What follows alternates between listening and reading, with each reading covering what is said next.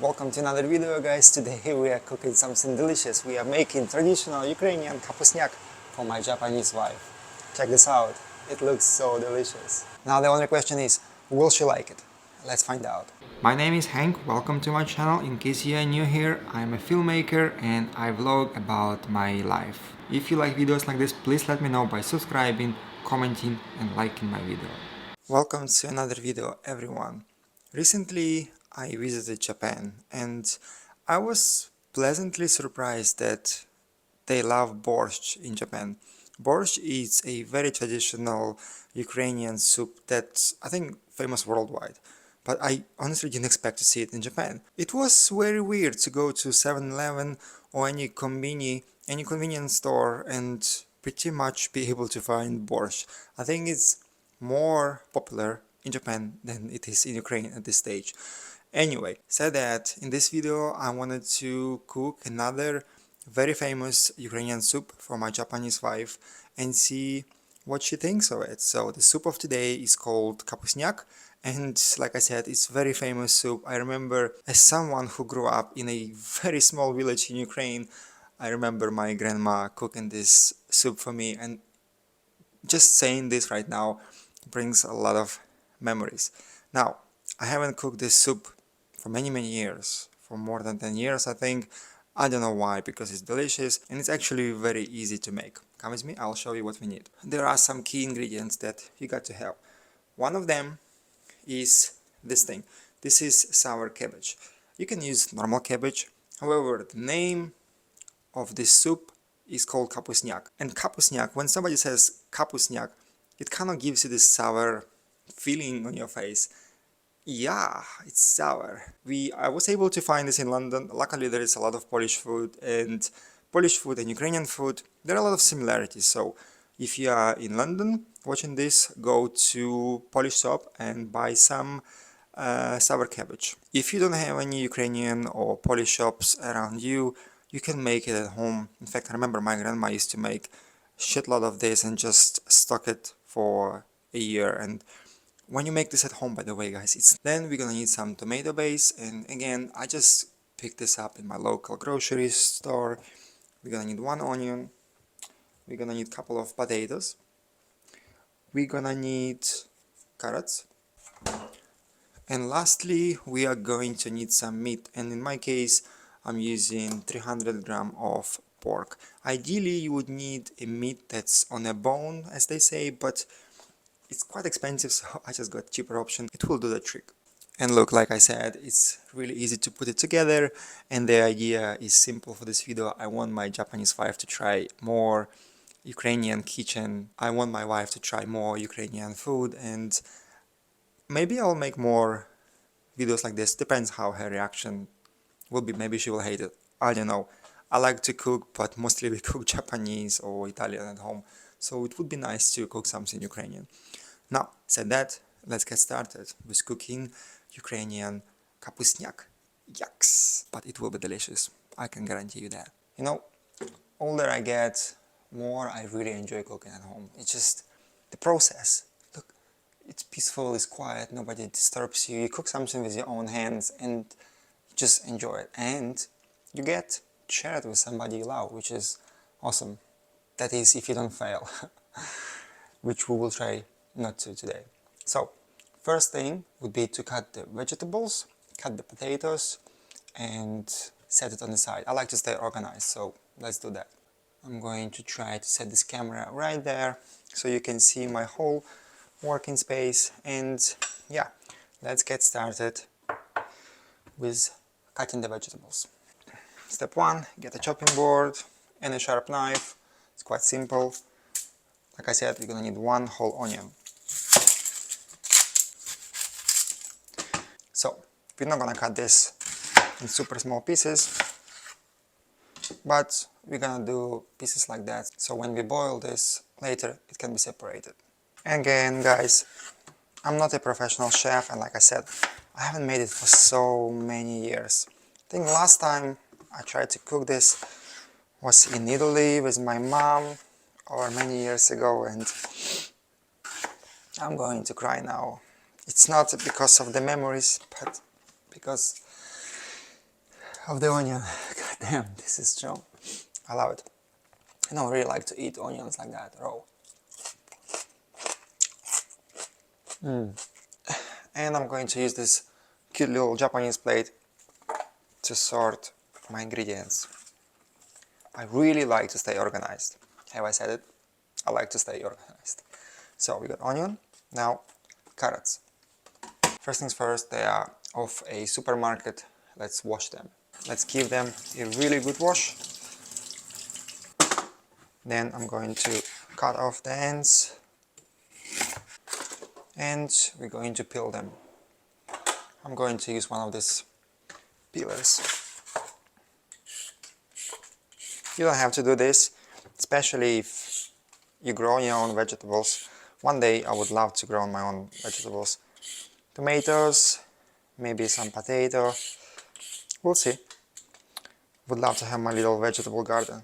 It's just very different, and lately I noticed when we buy vegetables from supermarket, it's not the same thing, guys. It's just, it stays in the fridge or in a dark place for like a few days and it just goes bad. That's not good. I remember, again, memories of my life in Ukraine. Me, my grandma, my brother, my mom, we used to grow our own vegetables, and by grow our own vegetables I mean a lot. We would have like hectares of potatoes, we would stock up a lot for our family, and we would have a big family. I mean like 10 people, you know, so you got to feed all these 10 people, and so we would stock up enough potato for whole family to be enough over winter. And I remember there was we would keep it in a basement, you know, like underground basement, and there would be like a lot of potato everywhere. So it's important. We will grow our own stuff, and by cooking, by just touching this, seeing this again, just brings me memories, very missed memories. So I'm cutting them in pieces like this, not so small, but hopefully by the time my wife finishes her work, it's going to be ready. You see, even tasting this, yes, it tastes like carrot, but it's not the same carrot. It's not the same carrot I remember when I was a kid. And you know, things have changed in this world. And lastly, we're going to need a couple of potatoes. Again, you're going to wash them, and we're going to peel them. That's one. And that's two. So we got 2 potatoes. 1 potato, 2 potatoes. We're gonna cut them. Now again, this doesn't have to be small pieces like that. Will be plenty. We got our onions, carrots and potatoes. We are getting there. Now we need to prepare our meat. Like I said, ideally you get meat on a bone. It just, again, adds a little bit of taste, but in this case we're gonna use some pieces like that. So we're going to cut it in quite large pieces, but not too large, because there is 2 ways to cook this. Some people prefer to fry it and boil. Some people prefer to just boil it. I have tried both, and I think it's more tastier when you fry it first. It just adds a bit of extra flavor, and then add to the rest of the ingredients. So this is what I'll be doing today. So pieces like that, quite small, but not too small. And when selecting meat for kapustnyak, it's important to have a little bit of fat on there, but not too much. That's why I have chosen these pieces. As you can see, there is some fat in between, but not too much, so this is going to be tasting delicious. So we have cut our pork. Now Like I said, some people prefer cook without frying, but we will fry it for a few minutes. So we're gonna need a big pan and a lid where we can fry this, and simply we're gonna add a little bit of oil just in there, and just gonna chuck it in there, heat up the pan and fry until light golden. That's what we need. This would take usually a few minutes, so I will see you then.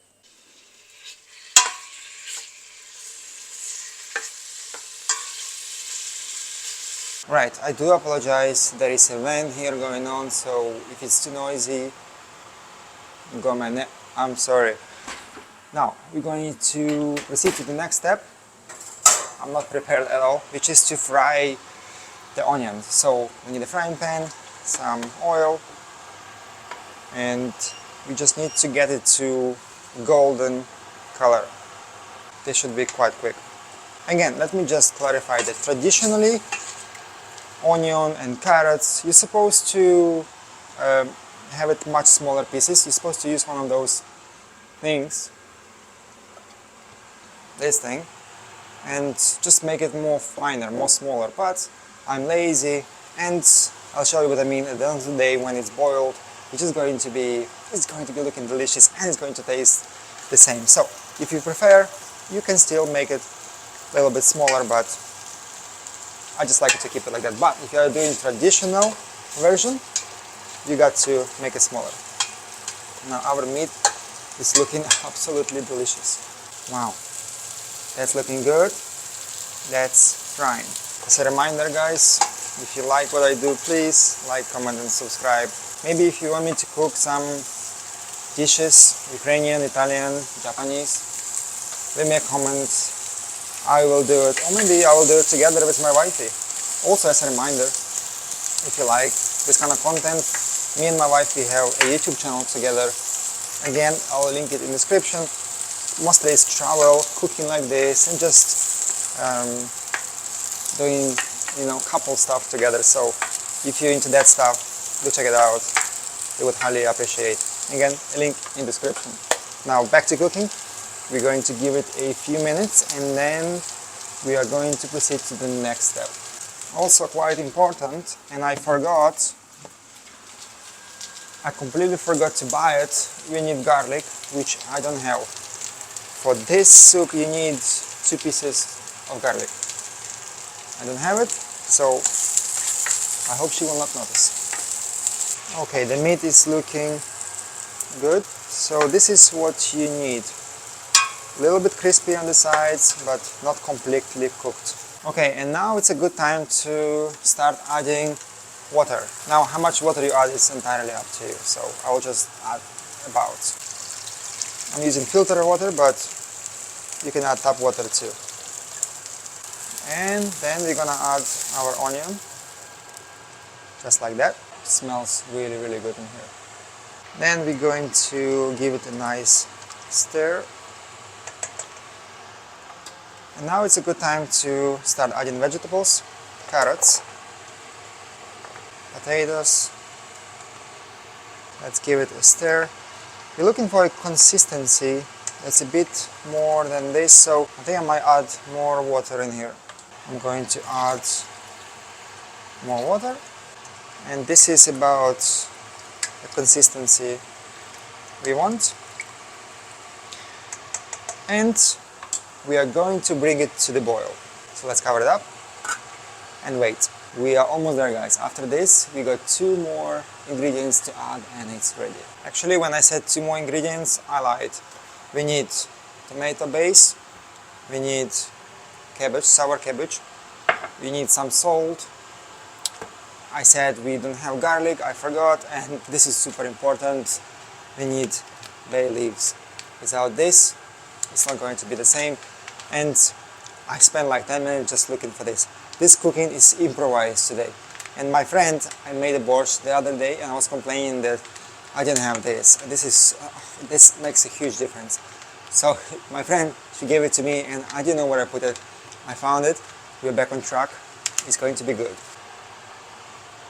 So once it's getting close to boil, we are going to scoop up some bits that we don't need, all of this white stuff. Let's get rid of it. Ideally we need one of those strainers, but we don't have one, so we do what we can. Now it's time to add some tomato base. This is about 500 gram, we don't need all of it. Again, we don't want to make it like borscht, but when it's not super red, but about this color, this is what we need. Then we're going to add salt. We are going to use cabbage, sour cabbage. Oops. Again, this is 500 gram. We don't need this much. But it's kapustnyak. It's in the name. Literally, it's in the name of the soup. That's how important it is. So we need at least half. Just like that. Oh my god, this smells so good. Okay, let's use all. Why not? This is too delicious. Oh my goodness, guys, this smells so good. Right, here we are. Lastly, we are going to add bay leaves. I'm not going to use a lot, but I really like the taste of it, so we're going to add 4 or 5. We are going to stir it, and then we are going to lower the heat. We are going to cover it up, and we are going to let it cook for about 30-35 minutes.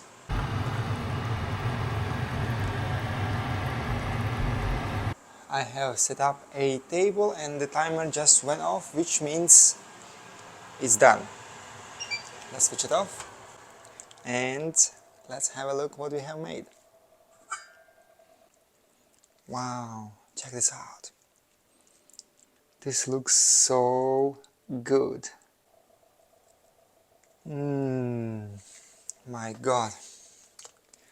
Yeah, this is it. Now it's a bit early for dinner, so I'm going to wait a few hours. Just let it sit here, cover it up, just like that, and let it sit. I also want to say that this is one of those dishes that you cook and it just becomes better every time you reheat it. Same goes with borscht, same goes with kapustnyak.